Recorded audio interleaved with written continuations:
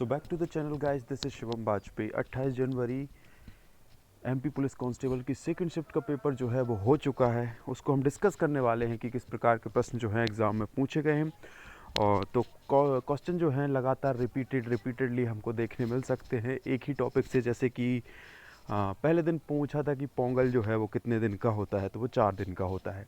फिर जल्लीकट्टू जो होता है वो किस समय पर होता है, तो वो पोंगल के समय पर होता है। फिर आज पूछ लिया है कि पोंगल का शाब्दिक अर्थ क्या है। तो हम बात करें पोंगल के शाब्दिक अर्थ के बारे में, तो पोंगल का अर्थ होता है उबालना। वैसे इसका दूसरा अर्थ होता है नया साल। जैसे गुड़ और चावल का उबाल कर सूर्य को चढ़ाए जाने वाले प्रसाद का नाम ही पोंगल है। ठीक है।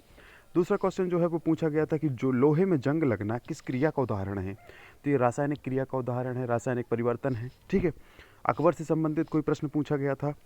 उसके साथ ही क्वेश्चन पूछा गया था कि बेलूर मठ कहाँ पर है। तो बेलूर मठ जो है भारत के पश्चिम बंगाल में हुगली नदी के पश्चिमी तट पर जो है बेलूर में स्थित है।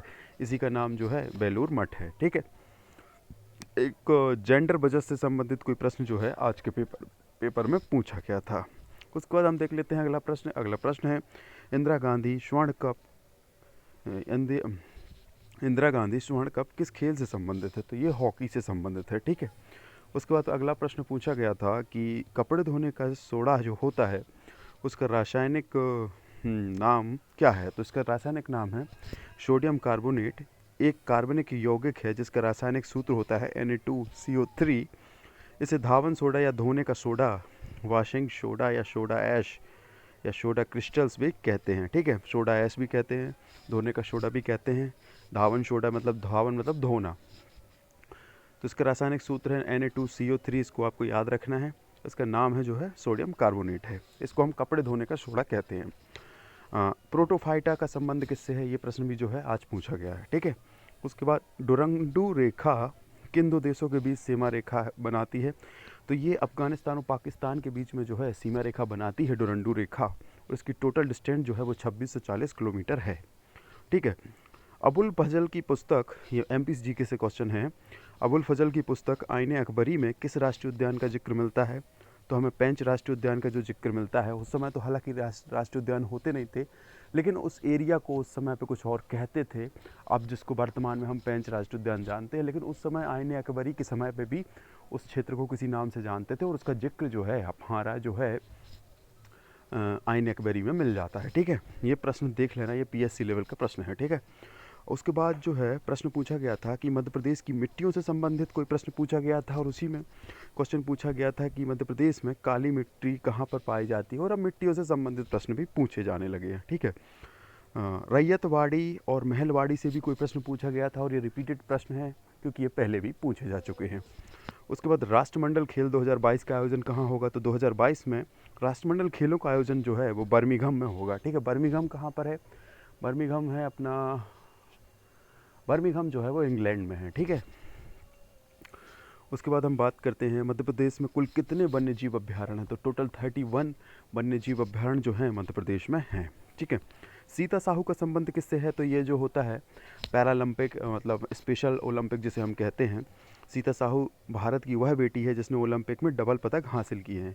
सीता साहू का जन्म जो है 23 अप्रैल 1996 में मध्य प्रदेश के रीवा जिले में हुआ था। उन्होंने वर्ष 2011 में एथेंस में विशेष ओलंपिक के दौरान 200 और 4x400 मीटर रिले दौड़ में कांस्य पदक जीत के अपने देश का नाम गौरव महसूस कराया था, देश को गर्व महसूस कराया था। ठीक है। सीता साहू का संबंध कहाँ से है, रीवा जिले से है, तो इसको आपको याद रखना है। जंतु जगत एवं पादप जगत most favourite chapter of PEB, मतलब हर शिफ्ट में हर दिन 2-2 बार पूछ रहा है। जंतु जगत एवं पादप जगत से लगातार प्रश्न आ रहे हैं। तो आगामी शिफ्टों में जिनके पेपर होने वाले हैं तो उनके लिए एक विशेष नोट है कि इनको अच्छे से पढ़ के जाएँ। इनसे प्रश्न लगातार जो है परीक्षा में पूछे जा रहे हैं। थैलोफाइटा प्रायोफाइटा से संबंधित प्रश्न आ रहे हैं, तो ढूंढ लें भाई, बायो की किताब उठाओ और ढूंढ लो ये शब्द जहाँ भी हैं, उससे संबंधित जो भी है आपके पास डेटा उसको पूरा अच्छे से पढ़ लो। उसके प्रश्न लगा के पेपर में जाओ, ताकि अगर वो प्रश्न रिपीट होते हैं तो उनको आप अच्छे से कर पाओ। ठीक है। अगला प्रश्न है क्वेश्चन नंबर 20। ये 20 क्वेश्चन हमने मात्र 1 घंटे में आपके लिए कलेक्ट किए हैं। 1 घंटा ही हुआ है, 1.5 घंटा ही हुआ है पेपर छूटे। और पूरा ऑथेंटिक है, आप कहीं से भी क्रॉस वेरीफाई कर सकते हैं। पूरा ऑथेंटिक क्वेश्चन है जो पेपर में आते हैं। वो बात अलग है कि मेरे चैनल पे व्यूज़ नहीं आते हैं आप लोग, क्योंकि मदद ही नहीं करते हैं। सुंदरबन राष्ट्रीय उद्यान कहाँ पर स्थित है? तो सुंदरबन राष्ट्रीय उद्यान जो है भारत के पश्चिम बंगाल राज्य के दक्षिणी भाग में गंगा नदी के सुंदरबन डेल्टा क्षेत्र में स्थित एक राष्ट्रीय उद्यान है। बाघ संरक्षित क्षेत्र एवं बायोस्फीयर रिजर्व क्षेत्र है। यह क्षेत्र मैंग्रोव के घने जंगलों से घिरा हुआ है और रॉयल बंगाल टाइगर के लिए जो है प्रसिद्ध है। ठीक है, अब बात करते हैं मैथ्स की। मैथ्स और रीजनिंग जो है पेपर में 60 से 65 नंबर कवर कर रही है। और मोस्ट आजकल जो क्वेश्चन है, जो मतलब जो मेन चैप्टर से प्रश्न आ रहे हैं वो ये हैं कि कंपाउंड इंटरेस्ट और सिंपल इंटरेस्ट से भी प्रश्न पूछे जा रहे हैं, 2 से 3 प्रश्न। टाइम एंड वर्क से 1 से 2 प्रश्न पूछे जा रहे हैं। विभाज्यता नियम से 2 से 3 प्रश्न आए थे और आज 53 और 91, 53 या 91 का जो है डिविजिबिलिटी का प्रश्न पूछा गया था, विभाज्यता नियम का प्रश्न पूछा गया था।